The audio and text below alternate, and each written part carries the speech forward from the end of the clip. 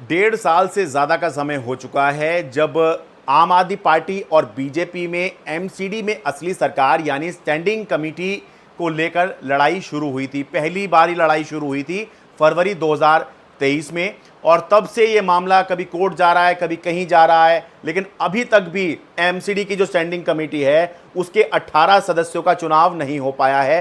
18वें सदस्य का चुनाव गुरुवार 26 सितंबर को होना था, लेकिन उसमें भी पहली बैठक की तरह से जिस तरह से हंगामा और विवाद चला, उसी तरह से 26 सितंबर गुरुवार को भी जब एमसीडी स्टैंडिंग कमेटी के 18वें सदस्य के लिए चुनाव होना था, तो वो जो विवाद और हंगामे की एक परंपरा शुरू हुई थी 2023 से ही, वो अब भी जारी रही। हुआ ये कि एमसीडी के स्टैंडिंग कमेटी के 18वें सदस्य के लिए चुनाव होना था। आम आदमी पार्टी के पार्षदों ने इस बात पर आपत्ति की कि उनको सदन के अंदर मोबाइल फ़ोन क्यों नहीं ले जाने दिया जा रहा है, जबकि बीजेपी के पार्षदों को कहना था कि ये अलाउड नहीं होता है।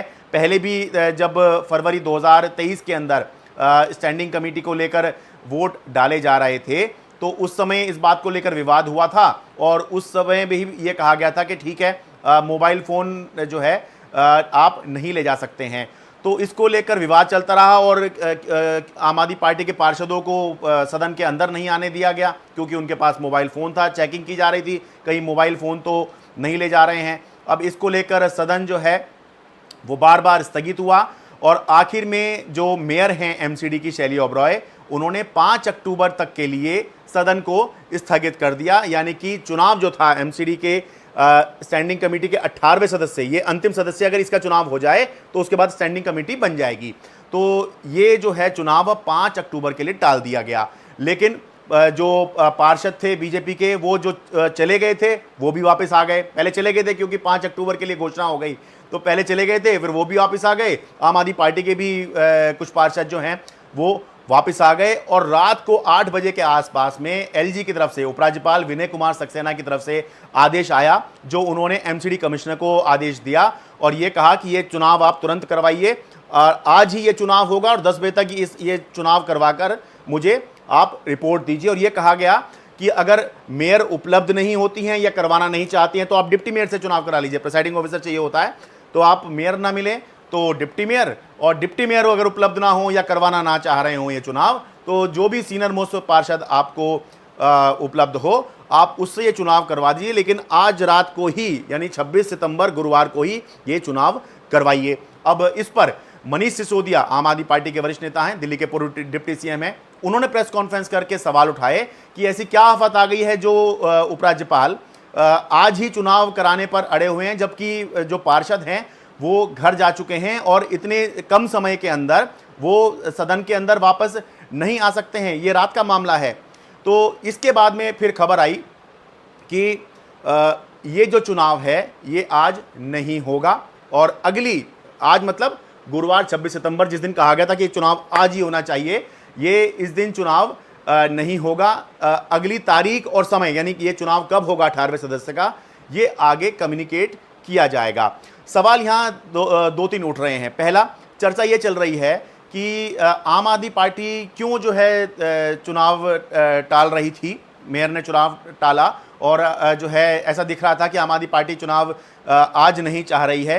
तो चर्चा ये चल रही कि क्या उसके पास नंबर्स कम थे जिसकी वजह से आम आदमी पार्टी चुनाव से आज बच रही थी। सवाल एलजी पर भी उठ रहे हैं कि जब मेयर ने 5 तारीख की घोषणा की है तो आज ही, उसी दिन, उसी रात को ही क्यों अर्जेंसी है चुनाव कराने की। ये सवाल जो हैं उठ रहे हैं, चर्चा ये चल रही है। इस बीच में बीजेपी अब ये कह रही है कि ये मेयर ने और अरविंद केजरीवाल ने कंटेम्प्ट ऑफ कोर्ट किया है, सुप्रीम कोर्ट के आदेशों का उल्लंघन किया है, हम कोर्ट जाएंगे। ये सब अभी चल रहा है। हम इसमें एक बहुत अहम बात जो है वो ये है कि आंकड़ा क्या कहता है और किस तरह से आम आदमी पार्टी की मुश्किल इस पूरे मामले में बढ़ी है। मुश्किल आम आदमी पार्टी के लिए इसलिए बढ़ी क्योंकि 26 सितंबर गुरुवार को जब चुनाव होना था 18वें सदस्य के लिए, तो उससे ठीक पहले बीजेपी ने आम आदमी पार्टी के 3 पार्षद तोड़ लिए। एक पार्षद दिलशाद कॉलोनी से बहनप्रीति, एक पार्षद ग्रीन पार्क से सरिता फोगाट और एक मदनपुर खादर से प्रवीण कुमार जो हैं पार्षद जो हैं बीजेपी ने अपनी पार्टी में, आम आदमी पार्टी के 3 पार्षद अपनी पार्टी में ज्वाइन करवा दिए। इसकी वजह से आम आदमी पार्टी का जो संख्या बल था वो कम हो गया। अब पूरी संख्या समझिए कि किस तरह से है। दिल्ली नगर निगम एमसीडी के अंदर 250 पार्षद होते हैं जो इसके अंदर वोट कर सकते हैं। एक पार्षद की जगह खाली है क्योंकि उन्होंने इस्तीफा दे दिया था, बचे 249। 9 जो कांग्रेस के पार्षद हैं उन्होंने उनकी तरफ से फैसला किया गया कि वो वोटिंग से एब्सटेन रहेंगे। यहां आम आदमी पार्टी को झटका लगा क्योंकि स्टैंडिंग कमेटी के इससे पहले जो चुनाव हो रहे थे उसमें कांग्रेस ने आम आदमी पार्टी का और आम आदमी पार्टी ने कांग्रेस का सपोर्ट किया था। तो ये जो 9 पार्षद गए, ये समझिए कि ये आम आदमी पार्टी के खाते से ही चले गए। तो ये आम आदमी पार्टी को यहाँ पर झटका लगा। आम आदमी पार्टी मान रही थी कि उसको कांग्रेस का सपोर्ट मिल जाएगा, नहीं मिला। इसकी वजह से हो ये गया कि जो टोटल नंबर था वो आ गया 240 पर, यानी हाउस की स्ट्रेंथ हो गई 240। ऐसे में अगर फुल स्ट्रेंथ पर वोटिंग होगी तो 121 पार्षद अब जिसके पास होंगे वो ये जो 18वीं सीट है वो पार्टी इसको जीत जाएगी। अब नंबर्स क्या कह रहे हैं? नंबर्स ये कह रहे हैं कि आम आदमी पार्टी के पास 125 पार्षद मौजूद हैं जबकि बीजेपी के पास 115 हैं। ऐसे में अगर बीजेपी आम आदमी पार्टी के 5-6 पार्षद और तोड़ने में कामयाब हो जाती है, सीधे सीधे ना तोड़े लेकिन बात कर ले कि आप हमें वोट दे दीजिएगा, तो 5-6 पार्षद ने अगर जो है क्रॉस वोटिंग कर दी, आम आदमी पार्टी वालों ने बीजेपी की तरफ वोटिंग कर दी, तो ये जो है जो चुनाव है ये आम आदमी पार्टी के हाथ से निकल सकता था। अभी वोटिंग नहीं हुई इसलिए हम कह नहीं सकते, हो सकता तो होने को तो ये भी हो सकता है कि आम आदमी पार्टी दूसरी तरफ से यानी कि बीजेपी के पार्षद तोड़ लाए और बड़े संख्या में, जितनी संख्या उसके पास है इससे ज़्यादा संख्या में जो है वोट हासिल कर ले। लेकिन अगर ये जो सीट है, ये जो 18वें सदस्य की ये है, अगर ये चुनाव आम आदमी पार्टी हार गई तो उस सूरत में एमसीडी में असली सरकार बीजेपी की बन जाएगी, क्योंकि कुल 18 सदस्य हैं, मैंने पहले ही बताया है, कुल 18 सदस्य हैं। 9 बीजेपी पहले ही जीत चुकी है, 8 आम आदमी पार्टी के पास है, 9 और 8 17 हुआ। तो ये जो 18वीं सीट है ये अगर आम आदमी पार्टी जीतती है तो आम आदमी पार्टी केवल टाई करेगी बीजेपी के साथ, 9-9 हो जाएगा। लेकिन अगर बीजेपी जीत गई तो क्लियर बीजेपी की असली सरकार एमसीडी की स्टैंडिंग कमेटी में बन जाएगी। तो इसलिए ये जो चुनाव था ये बेहद अहम था और अभी भी ये बहुत इंपॉर्टेंट है। अभी भी देखना बहुत दिलचस्प है कि ये जो सीट है 18वीं, ये कौन जीतता है, आम आदमी पार्टी जीतती है या बीजेपी जीतती है। तो इसीलिए ये सब चल रहा है और अभी ये लड़ाई ख़त्म नहीं हुई है। जो लड़ाई 2023 फरवरी से शुरू हुई थी स्टैंडिंग कमेटी के वोटिंग के समय पर, अदालतों में भी ये गई, संभव है कि आगे ये और अदालतों में जाए और तब उसके बाद पता लगेगा।